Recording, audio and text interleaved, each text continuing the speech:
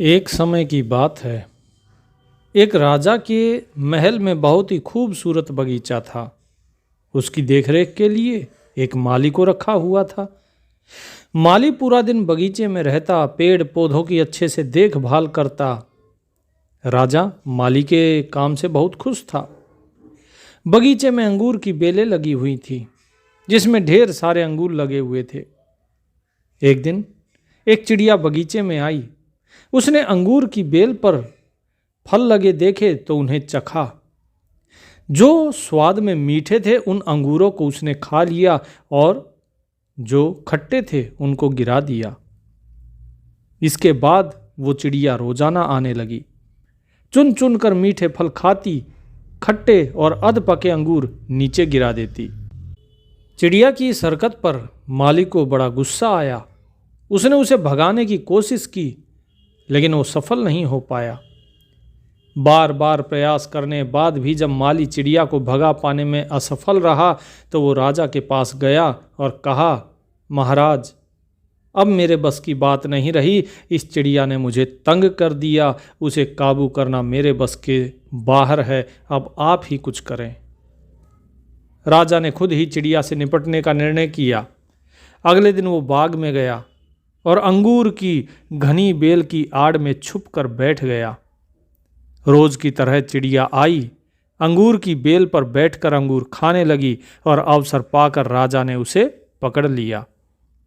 चिड़िया ने राजा की पकड़ से आज़ाद होने की बहुत कोशिश की, लेकिन सफल ना हो सकी। अंत में वो राजा से छोड़ने की याचना करने लगी और कहा कि यदि वो छोड़ देंगे उसे तो मैं उन्हें ऐसी 4 बातें बताऊंगी जिससे उसका कल्याण हो जाएगा। पहले तो राजा तैयार नहीं हुआ, लेकिन चिड़िया के बार बार कहने पर राजा तैयार हो गया। हालांकि राजा क्रोधित था, लेकिन फिर भी उसकी बात मान ली और कहा, ठीक है, पहले तो मुझे ज्ञान की 4 बातें बताओ। उन्हें सुनने के बाद ही मैं तय करूंगा कि तुम्हें छोड़ना ठीक रहेगा या नहीं। चिड़िया बोली, ठीक है राजन, तो सुनो। पहली बात, कभी भी हाथ आए शत्रु को जाने नहीं देना चाहिए। और बात भी सत्य थी। कितनी ही बार भारत पर आक्रमण हुआ और ऐसे ऐसे राजा हुए जिन्होंने कितनी ही बार पराजित किया अपने शत्रुओं को और फिर जीवन दान देकर छोड़ दिया और अंत में उन्होंने उसी राजा को समाप्त कर दिया। तो नुकसान किसका हुआ? इसीलिए शत्रु अगर एक बार फंस जाए तो उसे छोड़ना नहीं चाहिए। राजा ने कहा, बिल्कुल सही कहा है तुमने। अब दूसरी बात बताओ। दूसरी ये है कि किसी भी असंभव बात पर यकीन मत करो। बात बिल्कुल सही थी। यदि आप आज की बात देखें तो आज के परिवेश में ऐसी ऐसी असंभव बातों पर लोग भरोसा कर लेते हैं, जैसे कि आप ऐसे ऐसे काम करो, इसकी बलि दो, इस प्रकार का कर्म करो, आप अमर हो जाओगे। तंत्र मंत्र, जादू टोना, ये सब चीज़ें चल रही हैं और लोग इस पर यकीन करते हैं। कबीर साहब भी बार बार कहते हैं कि ऐसे भ्रम में मत पड़ो, स्वयं अनुभव करो, उसके बाद ही किसी चीज़ का निर्णय लो कि वो सही है कि झूठ है। आजकल लोग अनेकों अनेक प्रकार के भ्रम फैलाए हुए हैं, समाज को बांट रहे हैं केवल अपने स्वार्थ के लिए। ठीक इसी प्रकार चिड़िया ने जब कहा कि राजन, कभी भी दूसरे व्यक्ति की बात पर यकीन मत करो यदि वो असंभव प्रतीत हो। और तीसरी बात है कि बीती हुई बात का पछतावा मत करो। जो चला गया वो चला गया, क्योंकि अब वो वापस नहीं आने वाला। तो उस पर पछतावा मत करो, बल्कि उससे कुछ शिक्षा लो। अब चौथी बात जब राजा ने पूछी तो बोली कि राजन, चौथी बात बड़ी ही गहरी है, बड़ी ही गुप्त है। मैं तुम्हें वो बताना चाहती हूँ, लेकिन तुमने मुझे इतनी ज़ोर से पकड़ रखा है कि मेरा दम घुट रहा है। तुम अपनी पकड़ ढीली करो तो मैं तुम्हें चौथी बात बता पाऊँ, अन्यथा मुझे लगता है मेरे प्राण ही निकल जाएंगे।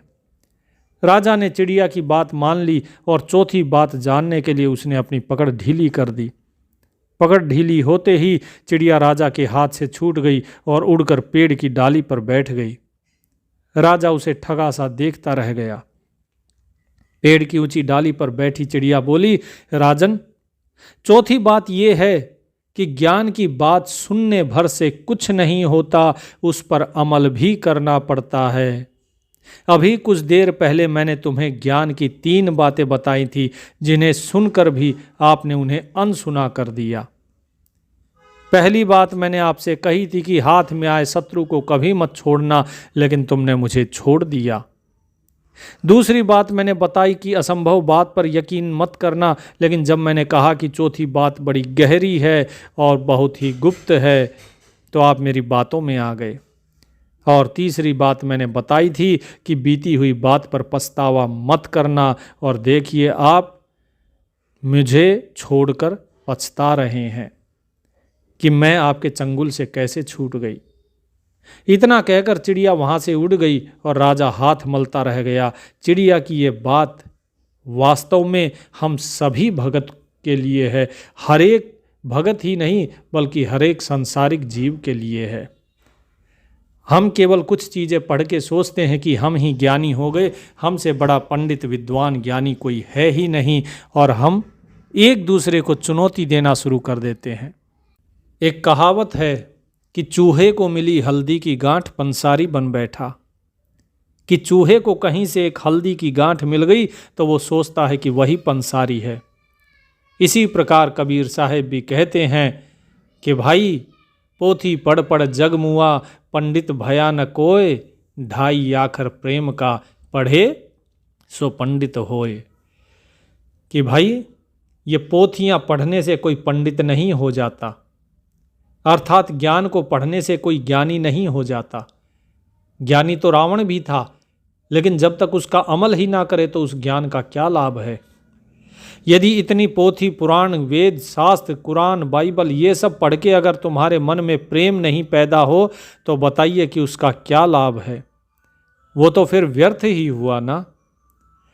तो इसीलिए कहते हैं साहेब कि पहले जो ज्ञान प्राप्त किया है उस पर अमल करो। लोग प्राप्त करना चाहते हैं भगवान को, लेकिन स्वयं को भी प्राप्त नहीं कर पाते क्योंकि वो अमल नहीं करते हैं। कबीर साहब कहते हैं कि व्यर्थ की बातों पर आप यकीन करते हैं। किसी ने कहा कि ये सार नाम है, ये सत्य नाम है, लेकिन नहीं, ये सब पाखंड है, क्योंकि सार शब्द हम गुप्त छुपाए, सो हम शब्द हम जग में लाए। कि हमने इस संसार को केवल सो हम शब्द ही बताया है, सार शब्द तो गुप्त है। जब वो हमने किसी को बताया ही नहीं तो कैसे इस संसार में कोई किसी को दे सकता है।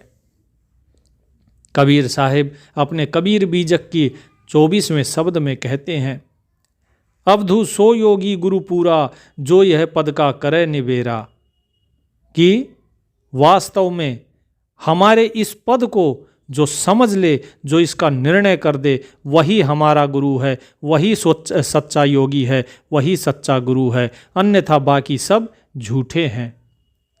क्योंकि जो इस पद का निर्णय करेगा वो विवेक और विचार के द्वारा करेगा, ना कि सुनी सुनाई बातों पर।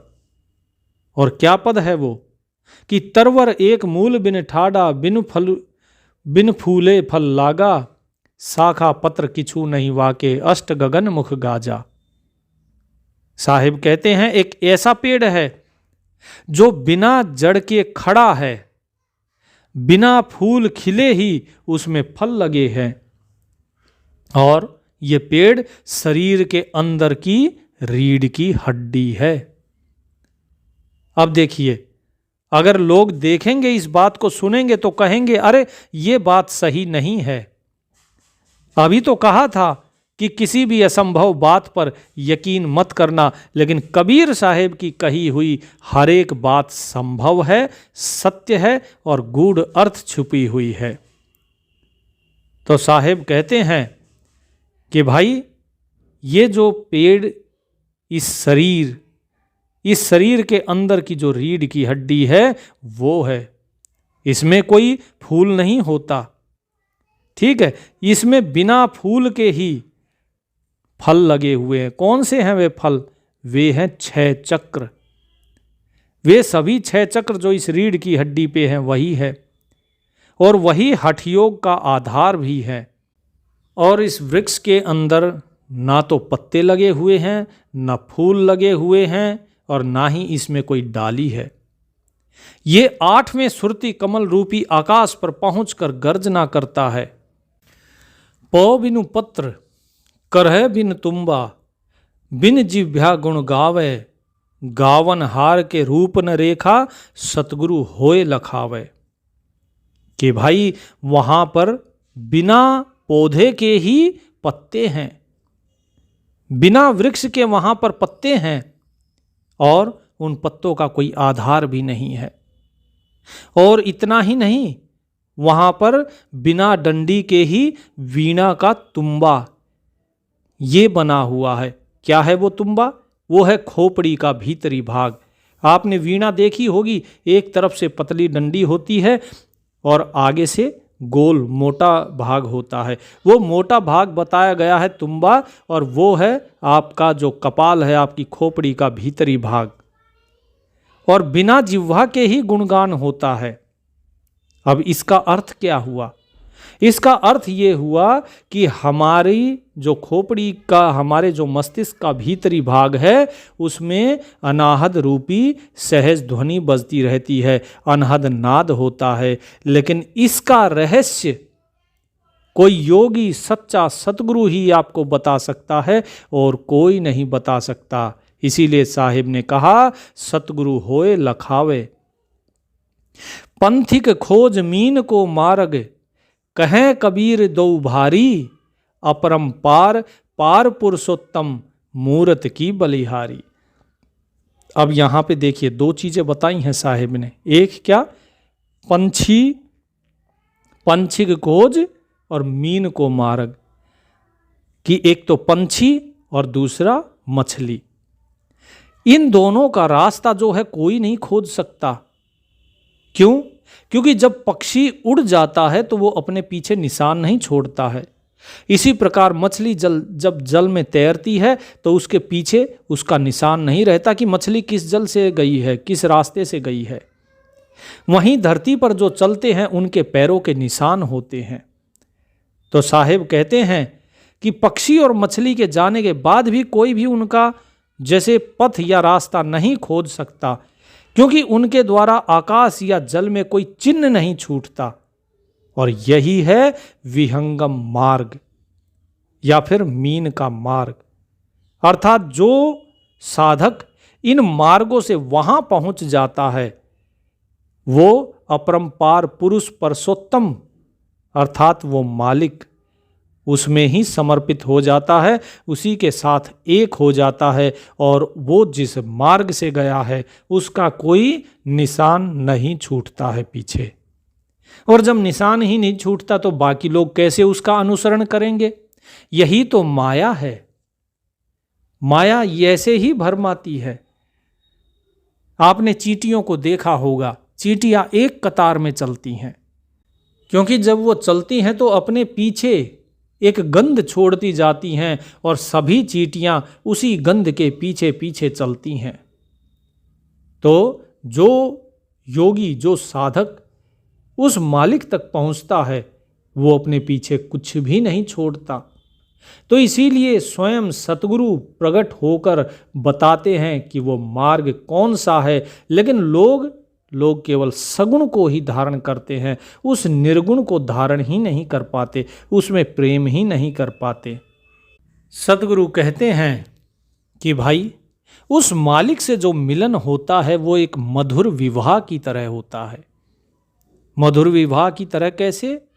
तो साहिब अपने 25वें शब्द में बताते हैं कबीर बीजक में कि अवधू वो ततुरावल राता, नाचे बाजन बाजू बराता। कि अवधूत और योगियों के लिए ज्योति में लीन हो जाना ही मधुर विवाह हो जाता है। जब विवाह होता है तो उसके बाद तू और मैं नहीं रहता, फिर हम हो जाता है। उसके बाद फिर किसी एक का अस्तित्व नहीं रहता, फिर हम हो जाता है। फिर अगर मैं और तू करेंगे तो वो विवाह नहीं होता, क्योंकि उसमें फिर आनंद नहीं होता। आनंद तो तब है जब तू और मैं समाप्त होके केवल हम हो जाता है। तो साहिब कहते हैं कि साधारणतया जो विवाह होता है तो विवाह के समय क्या होता है, बारात दरवाजे पर पहुंचती है तो बाजे बजते हैं और बाराती नाचते हैं, जबकि यहाँ पर जो वाद्य यानी कि इंद्रियां नाचती हैं। कौन नाच रहा है? इंद्रियां। और बाराती कौन है? अर्थात जो तत्व प्रकृति है वो बजती है। तात्पर्य यह है कि योगी ध्यानमग्न होता है तब इंद्रियों के अंदर कंपन पैदा होता है, वो कंपायमान होती है और उससे अनहद नाद उठने लगता है। और यही साहिब बता रहे हैं कि नाचे बाजन बाजू बराता। आगे साहिब कहते हैं, मोर के माथे दुल्हा दीना अकथ जोर कहाता, मंडिये के चारण समधी दीन्हा पुत्र ब्याहिल माता। कि भाई अब देखो विचित्र बात क्या है कि संसार में जो दूल्हा है उसके सिर पे मोर मुकुट पहनाया जाता है, जिसे कुछ लोग बोलते हैं मोड़ बांधा जाता है। परंतु यहां मोर के माथे पर ही दूल्हा बैठा दिया जाता है। यहां पर उल्टा है। कैसे कि ध्यान मग्न होने पर जो दिखने वाली दिव्य ज्योति है वही मोर है और उन सब का ज्ञाता होने के कारण जीव ही दूल्हा है। अर्थात योगी जीव अर्थात जो दूल्हा है उसको दिव्य ज्योति अर्थात मोर में समर्पित कर दिया जाता है। सामान्यतया होता क्या है कि मंडप में ही विवाह होता है और पंडित या धार्मिक गुरु वो विवाह करवाते हैं। लेकिन जो यौगिक विवाह है, योगियों का जो विवाह है, वो इस मंडप की जो रीति है, जो रस्म है, वो कौन कराता है? वो समधी कराता है। समधी कैसे? साहिब ने कहा ना, मंडिये के चारण समधी दीन्हा पुत्र ब्याहिल माता। तो क्या कह रहे हैं साहिब? साहिब कहते हैं कि समधी अर्थात जिनकी बुद्धि समता को प्राप्त है। धी माने बुद्धि और सम माने समान भाव वाली। ये सभी कबीर साहिब की उलटबासियां हैं, जिनका अर्थ पढ़ने में उल्टा लगता है, लेकिन जब समझोगे तो ये गुप्त भेद की बानी है। तो साहिब क्या कहते हैं कि जिसकी बुद्धि समता को प्राप्त है वही समधी है। और ऐसे योगी गुरु सम का अर्थ समता और धी का अर्थ क्या बताया? बुद्धि। तात्पर्य यह है कि योगी गुरु ही योगी साधक को योग का मर्म बताकर उसे ब्रह्म ज्योति तक पहुंचाता है। यहां पे योगियों के बारे में बता रहे हैं कि योगी कैसे पहुंचता है। उसका गुरु भी योगी होना चाहिए, वो भी वहां पहुंचा हुआ होना चाहिए, तभी तो वो अपने शिष्य को वहां पहुंचाएगा। सांसारिक विवाह जो है वो क्या है? विभिन्न भिन्न वंशजों में होता है। इस वंश का उस वंश में विवाह हो रहा है, उसका तीसरे में, तीसरे का चौथे में। तो साहिब क्या कहते हैं? सांसारिक विवाह भिन्न भिन्न वंशजों में होता है। पुत्र का विवाह माता से हो ऐसा सोचना भी पाप है। परंतु यहां क्या है? यौगिक विवाह में यहां तो जीव रूपी पुत्र ने माया रूपी माता से ही विवाह कर लिया है। सांसारिक विवाह में चौका लीप कर दुल्हन को बैठाया जाता है, परंतु यहां तो सब उल्टा है। अर्थात दुल्हन को ही लीप कर और चौका बैठाया जा रहा है। दुल्हन लीप चौक बैठारी निर्भय पद पर कासा, भाते उल्ट ही बरात ही खायो भली बनी कुशलाता। तो क्या बताया साहिब ने? अब साहिब बता रहे हैं कि चौका लीप कर दुल्हन को नहीं बैठाया गया, यहां तो दुल्हन को ही लीप कर और चौके को बैठा दिया। तो दुल्हन क्या है? मनोवृत्ति। और चौका क्या है? 4 प्रकार का अंतःकरण। तो जो हमारा अंतःकरण है इसको बैठा दिया गया है और मनोवृत्ति जो है उसे लीप पोत कर बैठा दिया गया है। साधारणतः क्या होता है कि बाराती जो है वो भात खाते हैं, लेकिन यहाँ पर क्या है, भात जो है उन्होंने ही बाराती को खाया है। अर्थात जो अंतःकरण रूपी भात है, अंतःकरण रूपी जो भात तत्व प्रकृति रूपी बारातियों को खा रही है। तो अंतःकरण क्या है आपका, वो बताया है साहिब ने, भात, चावल जिसे कहते हैं, और तत्व प्रकृति जो है वो है बाराती। यानी कि व्यक्ति का अंतःकरण इस तत्व प्रकृति को खा रहा है, अपने अंदर समाहित कर रहा है। और योगी जन कहते हैं कि जीव का भला यानी कल्याण हो गया। यही तो बताते हैं कि भाई अब जीव का कल्याण हो गया। इस प्रकार पाणी ग्रह हो गया, और जबकि योगी की सुरति सुषुम्ना में लय होकर ब्रह्म ज्योति में लीन हो गया, यही पाणी ग्रहण है।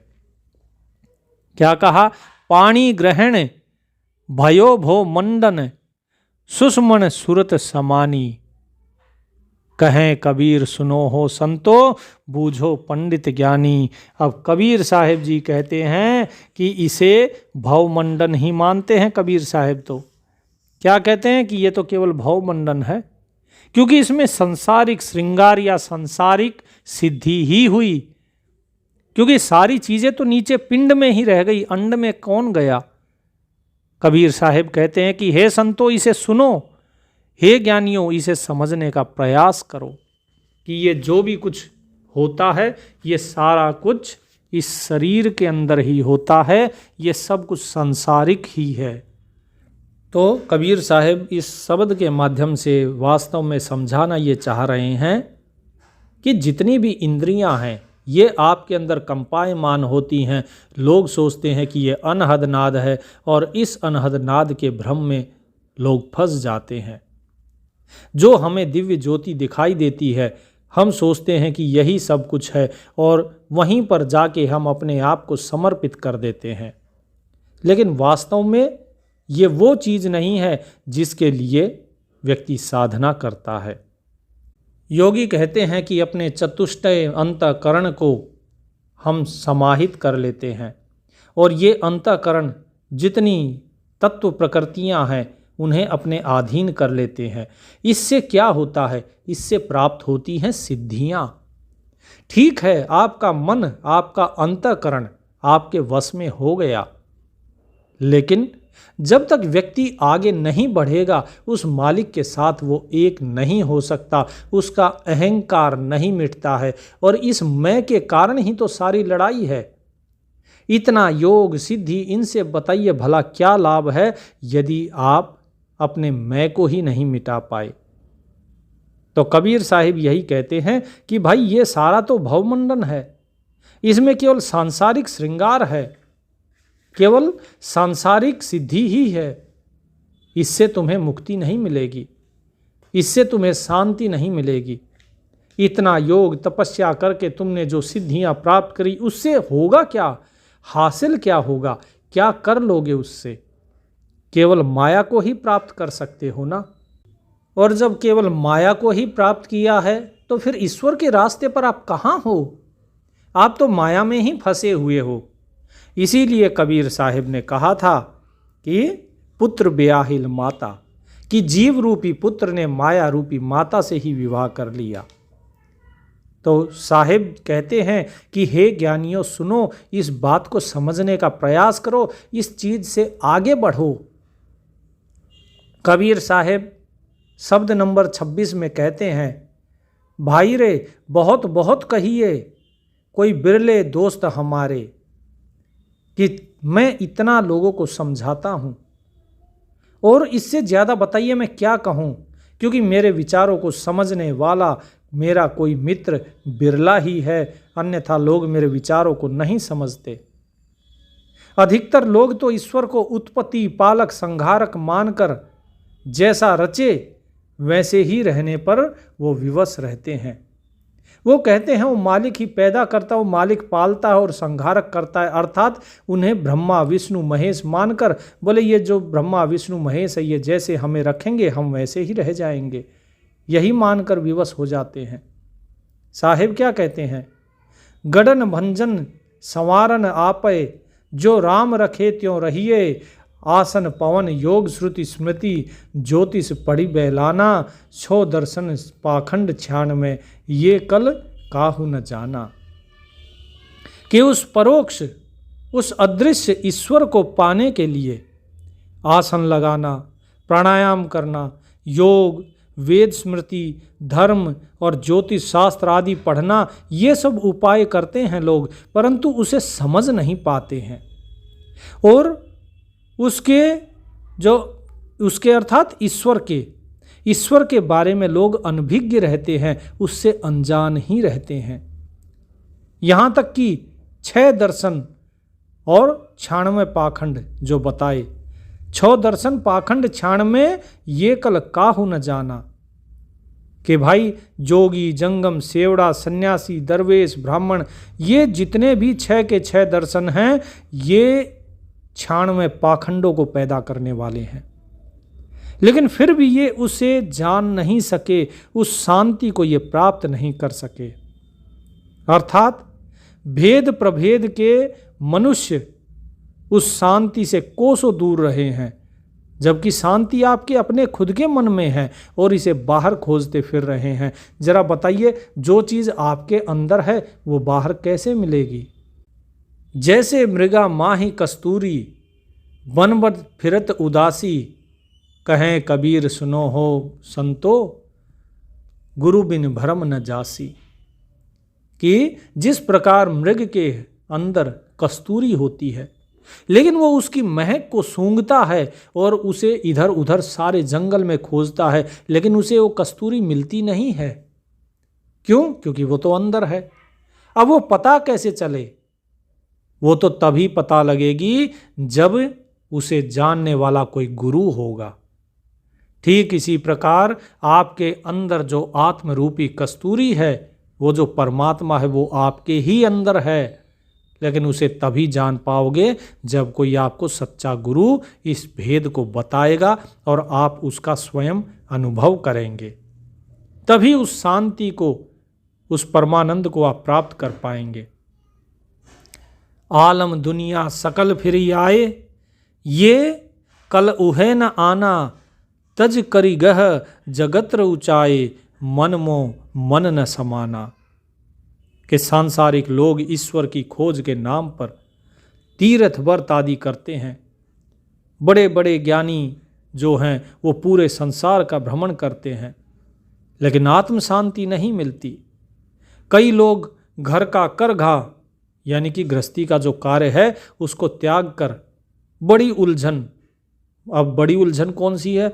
घर का जो काम है वो तो छोटी उलझन है, बड़ी उलझन है संसार का काम, अर्थात वेशभूषा धारण करके सांसारिक प्रपंचों में उलझ जाते हैं। यानी घर की छोटी उलझन को छोड़कर और वहाँ से भागकर और संसार की उलझन को अपने ऊपर रख लेते हैं, और इसी कारण उनका चित्त अशांत रहता है। कबीर साहिब कहते हैं, कहाँ कबीर योगी ओ जंगम, फीकी उनकी आशा, राम ही नाम रटे जो चातक, निश्चय भक्ति निवासा। तो सतगुरु कहते हैं कि योगी जंगम या चातक की तरह राम राम रटने वाले जो भक्त हैं, जो कि इसी में ही भक्ति का निवास समझते हैं, उन सभी की ये आशा व्यर्थ है कि केवल राम राम रटने से भी कुछ नहीं होगा। जितने जोगी जंगम आदि हैं, ये सब अपने जो योग में लगे रहते हैं, बोले इनसे भी कुछ नहीं होगा। तात्पर्य ये है कि परमात्मा एवं मोक्ष तुम्हारे भीतर ही है, अर्थात आत्म संतोष ही जीवन की सबसे बड़ी उपलब्धि है।